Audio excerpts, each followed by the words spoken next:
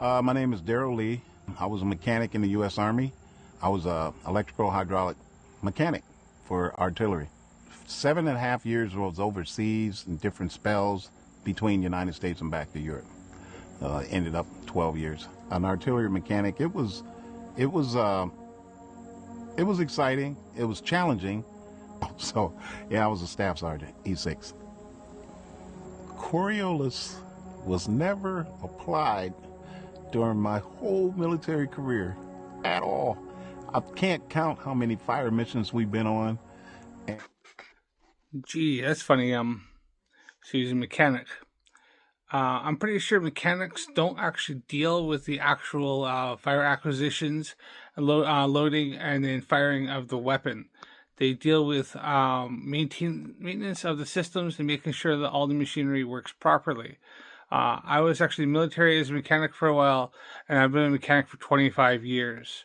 Yeah, you went to a source who actually doesn't actually deal with this at all. If you want to ask him how it worked, how some of the operation of the systems worked, maintenance, proper, maybe common faults, he'd be a man. As for the actual firing and acquisition and target acquisition and using the system to fire an ordnance, mechanics don't do that. I'm sorry, he's wrong. And he doesn't know anything about this because that wasn't his job. His job was to make sure the machinery operated correctly, and if any faults came up, he fixed it. But he wasn't the one that was doing any of the downrange stuff or compensating. Of course, he didn't compensate for Coriolis effect. That wasn't his job. He had nothing to do with it. Well, you were. Now, if you asked him what was the PSI in the hydraulics of that system, he could tell you, but he couldn't tell you Coriolis. He didn't use Coriolis because it wasn't his job. His job was how to maintain and diagnose and fix the things, not how to find targets and how to use how to fire the ordnance and to compensate for that. He knew nothing about that. So yeah, him chiming in on this means fuck all, means nothing. Now, let's check the training manuals and see what they have to say. You know, the things that people actually trained and used, and then they actually use the charts. So let's see if this is actually something that is accounted for. Because guess what? It is. Here's the duties and stuff of an artillery mechanic.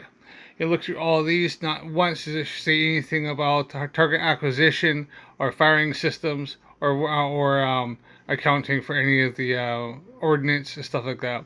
Unfortunately, this guy was talking crap, and probably because he's a flat earther. You get a lot of people that are in the military to come out and they believe in conspiracy theories. So here, once again, looking through this, the field artillery manual for cannon gunnery, and if you go down to the bottom here, you will see here for accounting for deviations in non-standard conditions, and right here they mention rotation of the earth twice.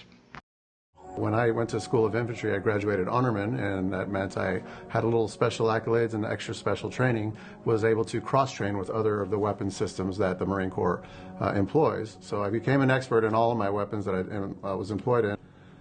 The Coriolis effect is one of my favorite topics to discuss. In my training with the Marine Corps, the 4 years I was there, and all the cross-training of all the weapon systems have experience with, including the 50 cal sniper rifle.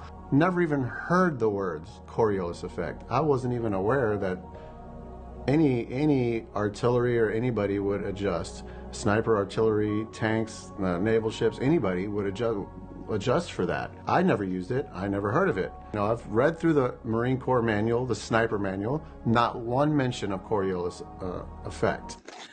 Well, that guy's just lying, talking bullshit. You know why I know that? Because, well, I looked at the sniper training manual from the U.S. Marine Corps, and guess what? They count for Coriolis. It mentions it right in there. I'll show you right now. So that guy there, talking crap. I guaranteed he knows nothing about it. He might have been infantry, but he was probably freaking polishing their boots, and that was about it. So here we have an advanced training manual for military and police snipers called the Ultimate Sniper. And if we look down in here, I've already highlighted it. they actually talk about the Coriolis effect over of targets over 1,000 yards. 1,000 yards is 10 football fields, by the way. The battleship guns here, just absolutely humongous. This is the one that was a 16-inch, I forget the millimeter, 400 millimeter, whatever it was. Just huge, huge, almost as big as a person. And just kind of for effect, I want to just play this. It's a very short clip.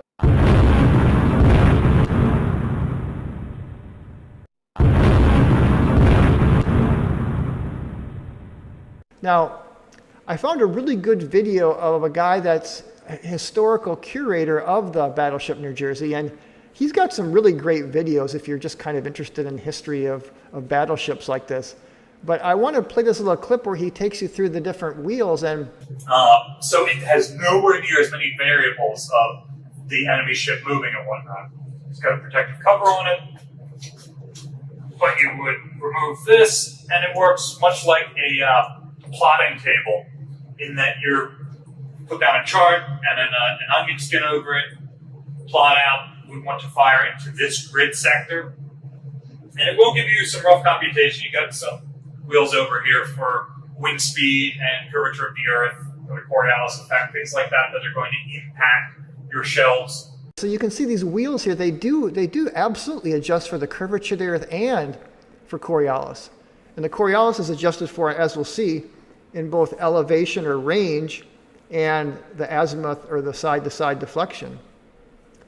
So let's kind of go through some of these manuals here, and a couple of them are very similar, as we'll see, but beginning with the Navy, and the one that, in the battleship New Jersey, which is a 16-inch shell, and we're going to see the manual for that is based on a 16-inch 50 caliber.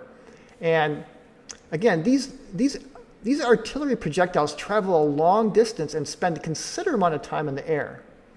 And again, like I said before, the longer the time the projectile is in the air, the more Coriolis is going to affect it, deflect it, or affect its range. And again, this is why military, they have these tables, or nowadays with the computers, it has to account for the Coriolis. And the first one is the Navy. We're just going to go through this. You can read this on your own, but it's very interesting. I want to highlight that they actually, as you heard him say at the battleship New Jersey, they have wheels for adjusting for curvature of the earth. What I love about the long-range artillery, and why I say it's bringing out the big guns to debunk flat earth, is that it both shows that the earth is curved and that it's spinning. I just love it. I mean, this is just a great little thing to bring up in debates, or if you are talking to people that are on the fence, because you got both curvature and spin. Those are the two big things, right? The earth is curved, it's a sphere, and it's rotating. Flat earthers say the earth is flat and it's stationary, and so this debunks both. Okay, so here's the curvature of the table, and so they are correcting for the drop. Now, besides curvature, again, like I said, you have to, these manuals talk about the effects of rotation on the earth for both range and deflection. So they have charts that are separate for both deflection side to side and up and down range. So you can see the tables here. This is now range. So we talk deflection is side to side, range is going to be farther or shorter. So again, the thing about this document, it shows you that the Navy, for the battleship New Jersey that you saw, and we even heard the guy say, he showed you the wheels inside there that corrected for curvature and for Coriolis. Now, getting into actual on the land, looking at the Army and the Marines now, I just want to play this little clip, because like I said, this is an actual howitzer 155 millimeter shell, but just watch this, because this is a real mission. This is not a drill. Stand by. Set ready.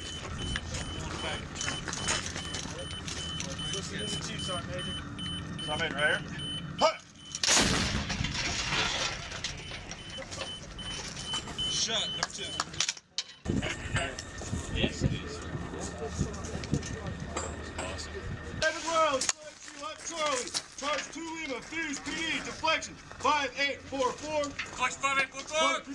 There it is. 2 Lima.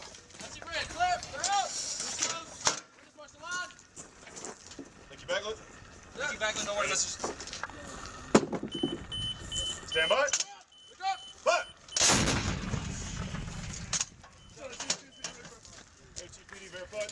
Let's go. Verified. That's just incredible firepower. And you saw the guy off to the right there, he was the one making the adjustments. So So very likely he was getting information from a forward observer and to make the corrections, but still they do account for Coriolis, wind, drag, ballistics coefficients, spin drift. All these things are factored into the initial shots. Let's go to some of the manuals with the Army and the Marines. So going through this this gunnery manual here, again, this is from Walter Business, and I'll put a link to Walter's page. It's worth checking this out directly. And Walter highlights here how it goes through the rotation of the Earth. So again, you can just see the rotation, just very clear, has to correct for deflection of the rotation of the Earth. And the tables here are related to the azimuth, the right to left deflection.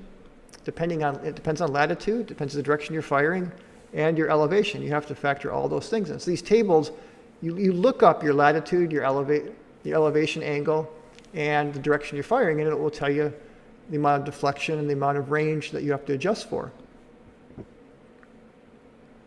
And so you can see here, check out Walter's site. I'll put a link below this video. But definitely is a big whole section of it here in this Army artillery manual. And this is updated 2016, so they are definitely accounting for Coriolis. Now, so there you have it. We talk to actual experts who actually know and look at the training manuals, who are people who actually do this and do fire these weapons and do account for these things. Coriolis is definitely one of the factors that is factored in. Now, not so much for small arms because the distances aren't nearly as great. They said only a distance of over 1,000 yards do you start accounting for Coriolis. Even then, that's if wind isn't a factor and other things, because wind and stuff is going to affect small arms a lot more than the Coriolis, as well as you're not having that travel time, or you're not doing those distances and having such a long time in the air. Now, when it comes to artillery and larger ammunitions, 100% Coriolis is in fact accounted for. Anybody who tells you that artillery doesn't account for Coriolis doesn't know artillery, has never probably fired a shot or has done any kind of calculations or done any kind of targeting using large artillery. So they have not done any of that stuff at all. So that is arbitrarily and factually and empirically incorrect if somebody states that large artillery do not count for Coriolis, because they emphatically do. Thanks for watching. Don't forget to follow me for more videos. Click the like, subscribe, and stay curious. Thanks for watching.